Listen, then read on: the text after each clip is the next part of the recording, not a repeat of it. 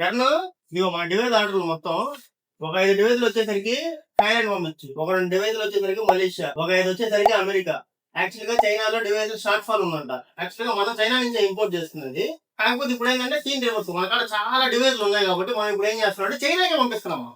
చైనాకే import చేస్తాం ఇప్పుడు. మన సర్వీసెస్ ఉన్నాయి ఏపీ తెలంగాణలో. నువ్వు అదర్ కంట్రీస్ ఏంటి షాక్ అయ్యారా? ఇప్పుడు ఇదే ట్రెండ్. చేతిలో పేపర్ పెట్టుకొని ఆడ కన్ను పంపి ఈడ కిన్ని పంపి అని అంటమే.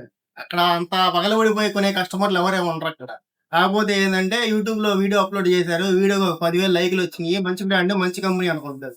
అంతేం ఉండదు. యూట్యూబ్ వాడికి ఒక 1000 రూపాయలు ఇచ్చారా వాడే 10,000 లైక్లు వేసేస్తాడు. మెయిన్ మీరు డివైస్ కొనేటప్పుడు చూడాల్సింది ఏంటంటే కస్టమర్ ఫీడ్బ్యాక్. మీ ఏరియాలో ఏ డివైజ్లు ఉన్నాయి, ఆ డివైజ్లు ఎట్టా పనిచేస్తున్నాయి, ఆ డివైజ్లకి సర్వీస్కి వస్తున్నారా లేదా, అవన్నీ చూసుకొని కస్టమర్ ఫీడ్బ్యాక్ వెరిఫై చేసుకున్న తర్వాత పర్చేజ్ చేయండి. ఎందుకంటే ఎవరికి 2 లక్షలు ఊరికే రావు కదా. అర్థమైందా? ఇలాంటి మరిన్ని పేపర్లతో మళ్ళీ మీ ముందుకు వస్తాను. Okay, bye.